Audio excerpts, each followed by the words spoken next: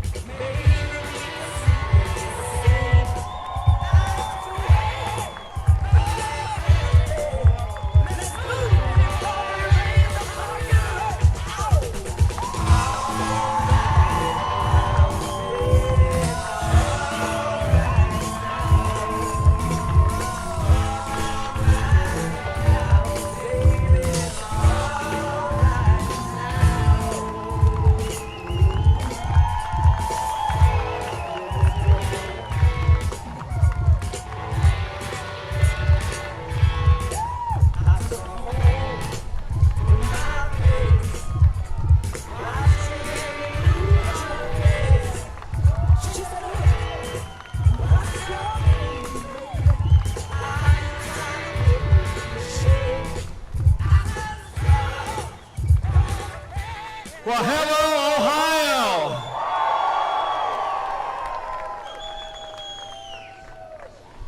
To my friend Congressman Bob Loudon, Bob Paduchek with Team Trump, all of my fellow Americans from near and far, it is great to be back in the Buckeye State. And we are just 11 days away from a great victory all across Ohio and all across America. I'm really grateful you all came out today. I truly am. We had a late one last night, but it was a good one. But I'm here for one reason and one reason only, just like you. I know that Ohio and America need 4 more years of President Donald Trump in the White House. You know, 4 years ago, a movement was born. Movement of everyday Americans from every walk of life. Here in Ohio, you knew we could be strong again. You knew we could be prosperous again. You said yes to President Donald Trump in 2016, and I know that Ohio's going to say yes to 4 more years of President Donald Trump in 2020. And how about that debate last night? I'll tell you what, it was, I'll tell you, the president took the stage and he took the fight straight to Joe Biden, and he won that debate hands down.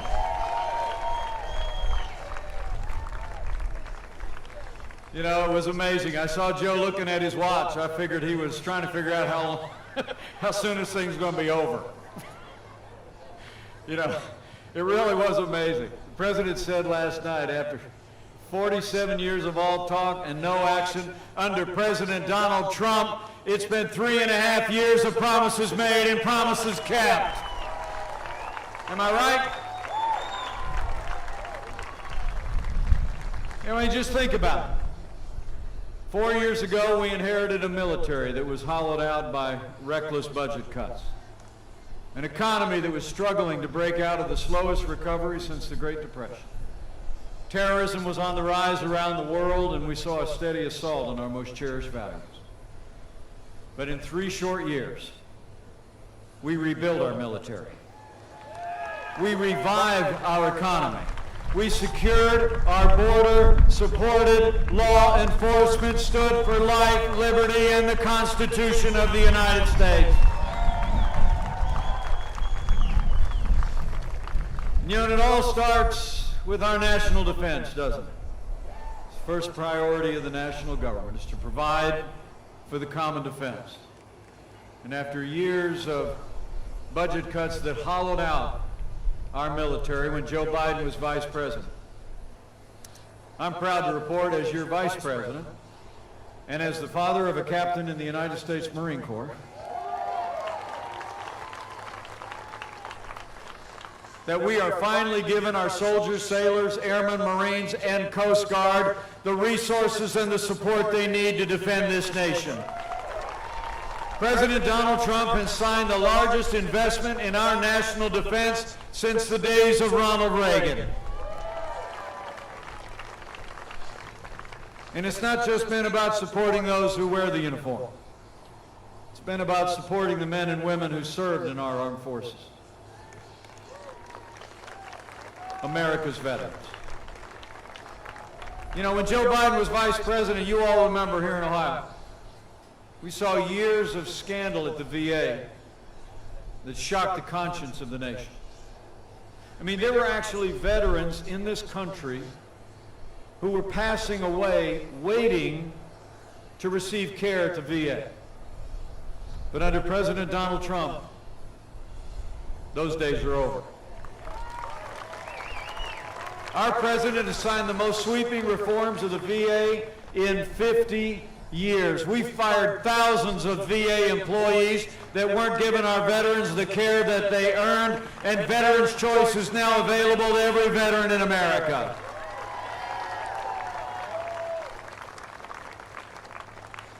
In fact, before I go one step further, I figure there's some men and women among us that step forward to serve our country in uniform.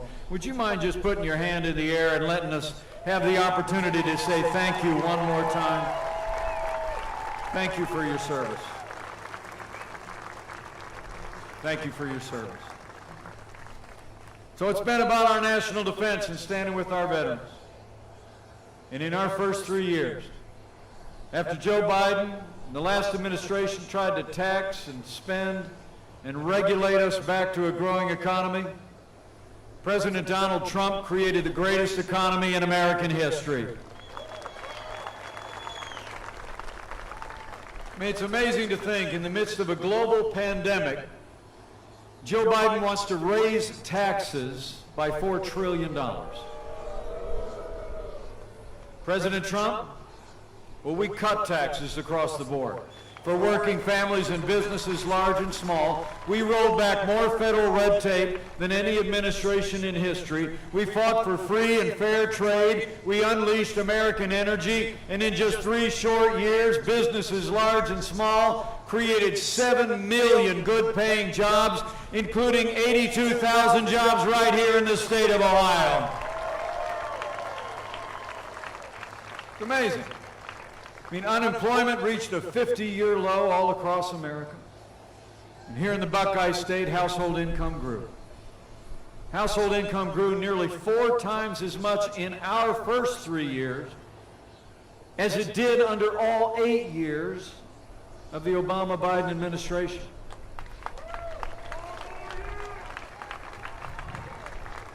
And wages rose at their fastest pace in 10 years, but they rose most rapidly for hard-working blue-collar Americans. The forgotten men and women of America were forgotten no more.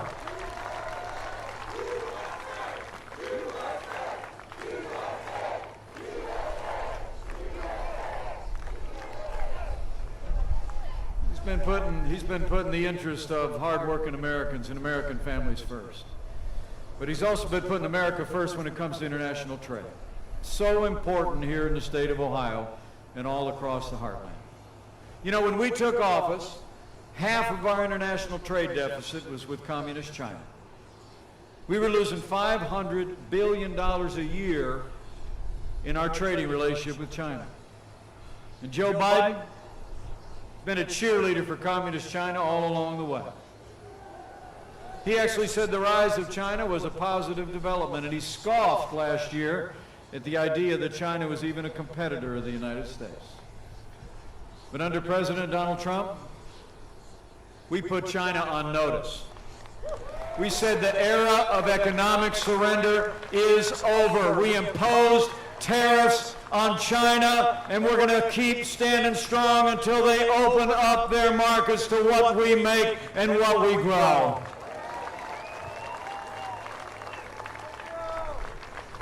And you know, I don't have to tell people across the heartland what NAFTA meant communities across Ohio.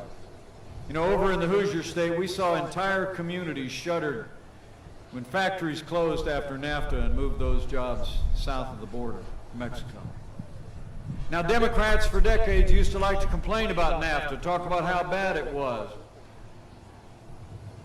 But their party and Joe Biden never lifted a finger to fix what was broken about NAFTA. But the man who wrote The Art of the Deal got working Americans a better deal. NAFTA is gone, and the USMCA is here to stay. And it's a huge win for Ohio and Ohio workers.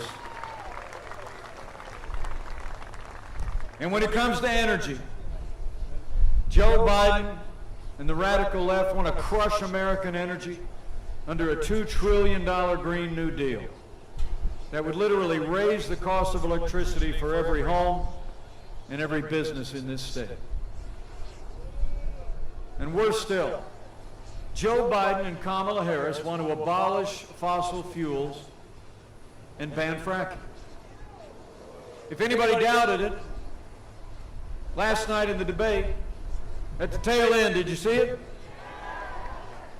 Joe Biden said that the oil industry pollutes and has to be replaced. It was what the president called a big statement.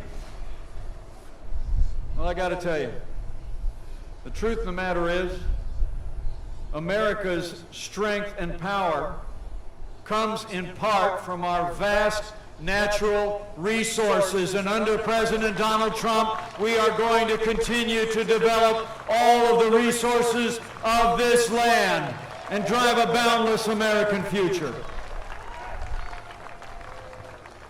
Y'all deserve to know in Ohio that Joe Biden and Kamala Harris want to end fracking no matter what they're saying now.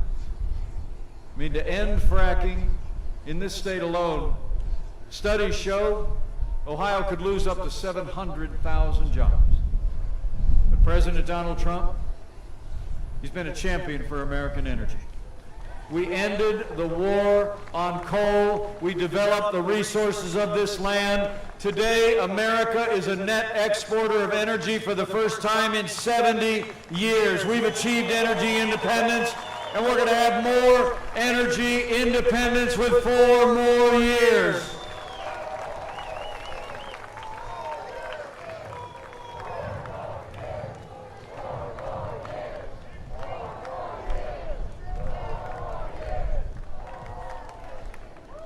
You know, we made great progress on energy and energy independence.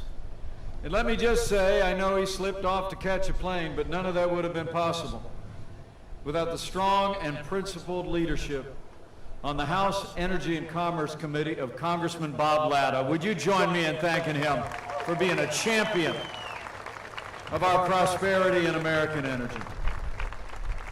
You know, when Joe Biden was vice president, America actually lost 200,000 manufacturing jobs. And remember, the last president said those jobs were never coming back. True. I mean, for years, their friends on the East Coast and on the left coast used to like to refer to our part of the country as the Rust Belt. And it sure had a lot of rust on it when they were in charge, didn't it? I mean, when President Obama said those jobs were not coming back, remember what he said? He said, "What magic wand do you have?" Well, we didn't need a magic wand. We just needed President Donald Trump in the White House. 500,000 manufacturing jobs created in just 3 years, including 13,000 jobs right here in the Buckeye State. It's incredible. And finally, even on health care, you all remember the disaster of Obamacare, don't you? Remember the big lies of Obamacare? They said if you like your doctor, you can keep him. Wasn't true. They said if you like your health insurance, you can keep it. It wasn't true. They said that health insurance premiums were going to go down. You know, when we came into office, health insurance premiums had actually doubled under Obamacare.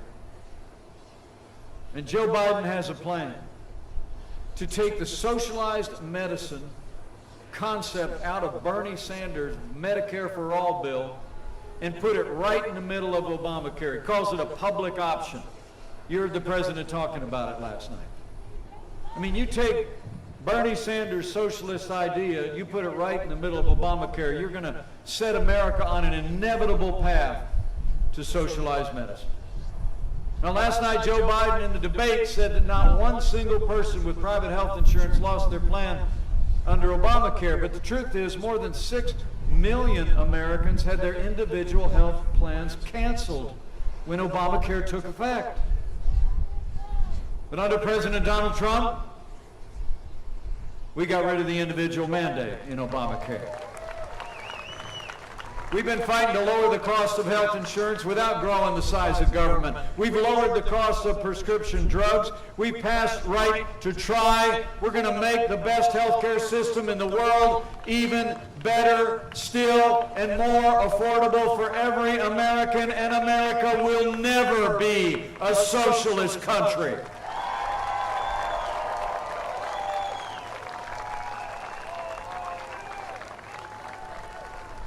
We're going to use the power of freedom and free markets and free enterprise to give the American people the health insurance they need. So men and women of Ohio, we have a choice to make. It's a choice, as the president says, between a Trump recovery and a Biden depression. I mean, a recent study came out that showed that under Joe Biden's policies, America would lose 5 million jobs. And the income of the average American family would drop by $6,500 a year. So you got to ask your neighbors and friends every day for the next 11 days here in the Buckeye State. You just got to ask them, who do you really think can bring this economy all the way back? A career politician who's been spending 47 years raising taxes, increasing regulation, economic surrender on international trade, or a proven job creator who's going to keep cutting taxes, cutting red tape, and putting American jobs and American workers first.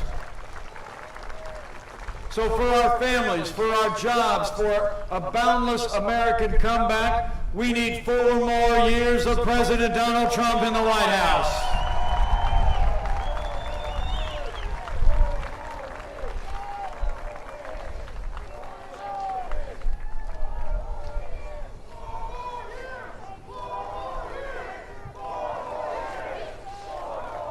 You all are great. So we've stood for our national security and those who defended it. We fought for American prosperity and jobs, energy, and American workers. And President Donald Trump every day has stood for the rule of law. We've appointed more than 200 conservatives to our federal courts at every level, and they are all men and women who will uphold all the God-given liberties enshrined in our Constitution, like the freedom of religion, the freedom of speech, and the Second Amendment right to keep and bear arms.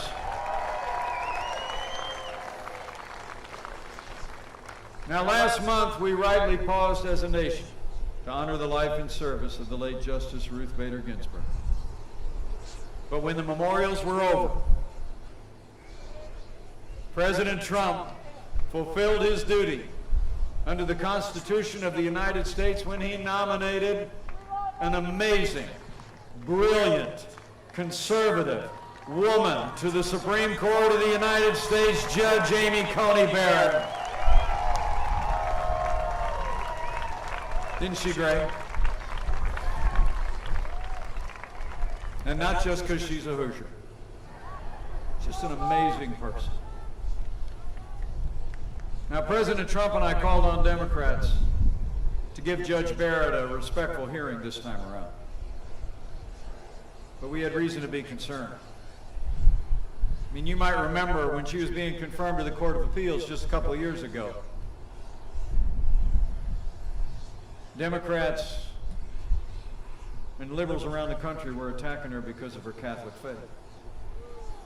The leading Democrat on the Judiciary Committee said she was concerned about her religious conviction because she said, and I quote, "The dogma lives loudly within you."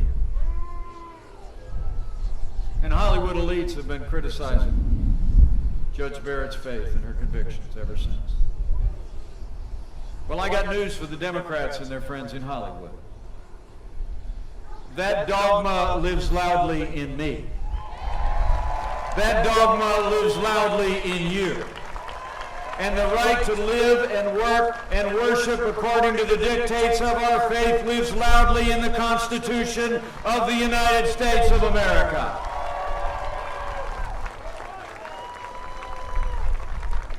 So the Senate's got a vote to take. And as the President of the Senate, I'm going to be sitting there when it happens. And I'll make you a prediction. After the Senate gets done doing their advising and consenting, Judge Amy Coney Barrett is going to be Justice Amy Coney Barrett on the Supreme Court of the United States. Now, speaking of the Supreme Court, didn't come up in the debate last night, but the people of Ohio deserve to know. After 150 years with 9 judges on the Supreme Court of this country, leading Democrats in Washington are talking about packing the court, adding seats, so they can appoint activist liberal judges to advance their agenda from the judiciary. Now, first Joe Biden said he wasn't going to answer the question. Then he said he was going to answer the question after Judge Barrett was confirmed. Now he's saying he's going to answer after the election again. He said it's a live ball. He's going to tell the American people whether he's going to pack the court long after election day. Well, come on, man. The American people deserve a straight answer, Joe. When you're running for the highest office in the land, you ought to be willing to tell the American people if you're going to respect the highest court in the land.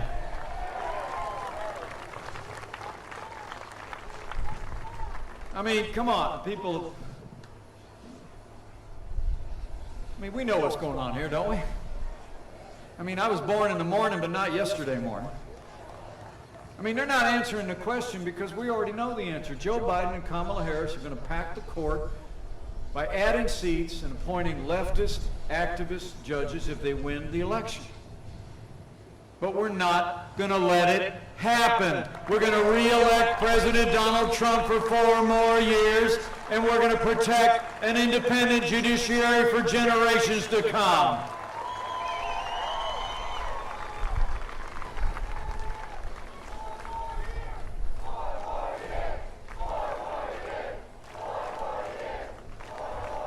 So we've stood for the rule of law. And every single day, President Donald Trump has stood with all the men and women who serve on the thin blue line of law enforcement, and we always will. You know, the President and I know what you all know. The men and women who serve in law enforcement are some of the best people in this country, and they deserve the respect of every American every day.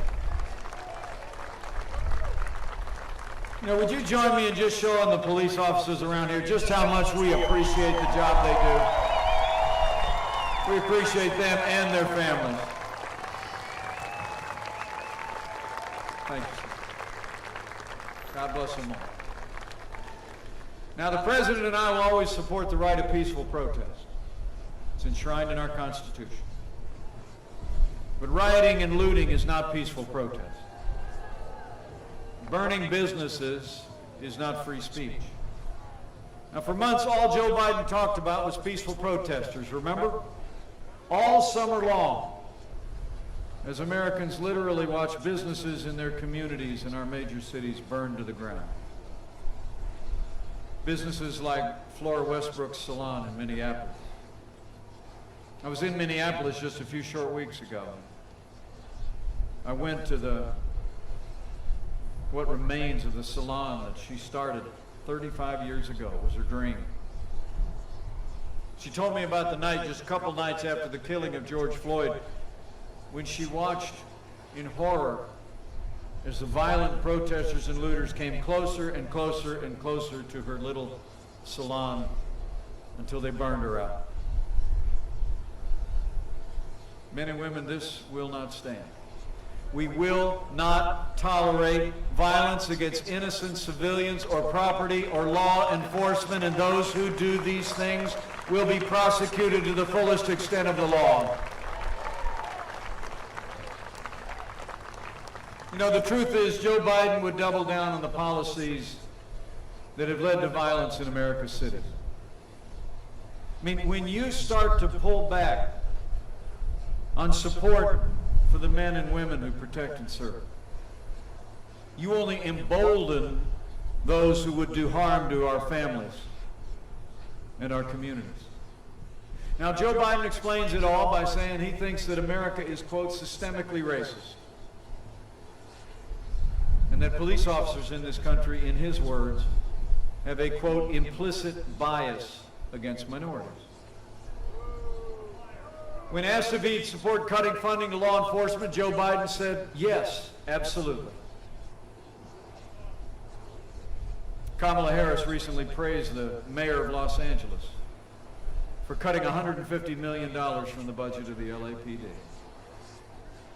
But let me make you a promise. With 4 more years of President Donald Trump in the White House, we're going to back the blue. We're not going to defund the police, not now, not ever.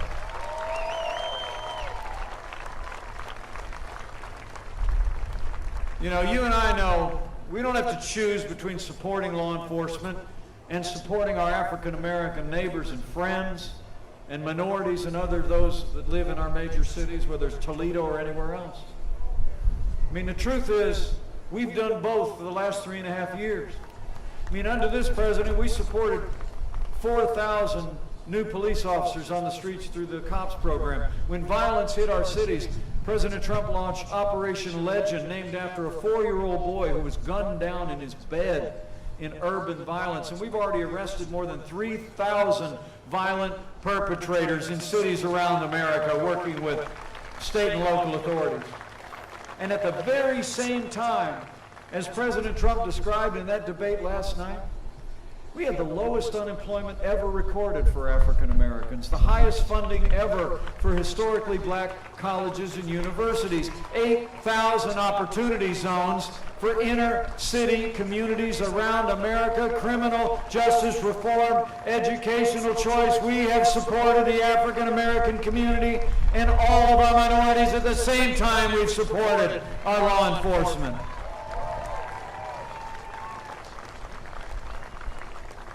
And I promise you, with 4 more years of President Donald Trump in the White House, we're going to have law and order in every city, in every state, in this nation, for every American of every race and creed and color. So help us God.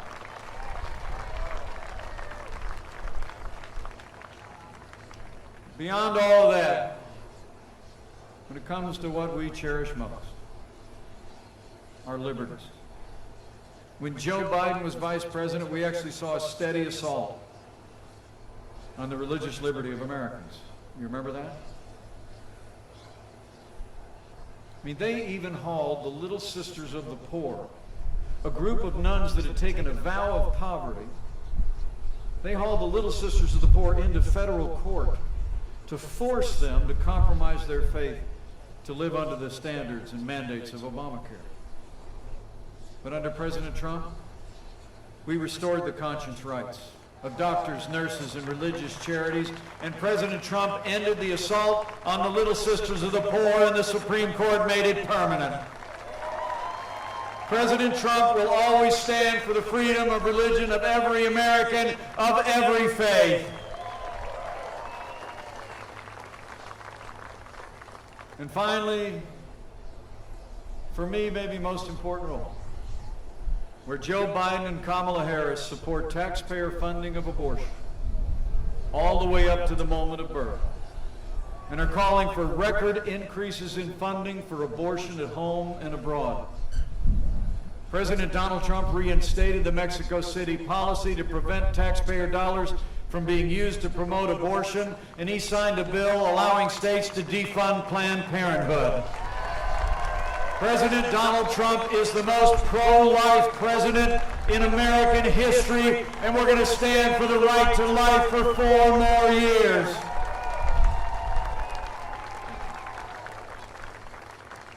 So for our first 3 years, think of all the progress that we made. We rebuilt our military. We revived our economy. We stood for law and order, liberties and life. And none of that would have been possible without the strong and consistent support of Ohio's Republican delegation to Congress. It's true. That's why right after you vote to re-elect President Donald Trump, we need you to send Congressman Bob Latta back to a new Republican majority in Congress that retires Nancy Pelosi once and for all.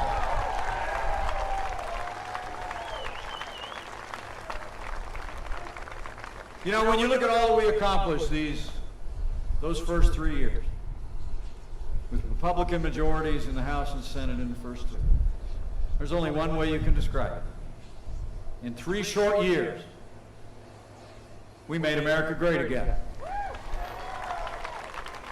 It's true. And then the coronavirus struck from China. But I'm here to tell you, before the first case of community spread anywhere in the United States, President Trump did what no American president had ever done. He suspended all travel from China, the second largest economy in the world. President Trump put the health of America first. Now, Joe Biden said that was xenophobic, said it was hysterical. It'd take him 2.5 months before he would admit that it was the right thing to do. Check the record. But I can tell you, as the head of the White House Coronavirus Task Force,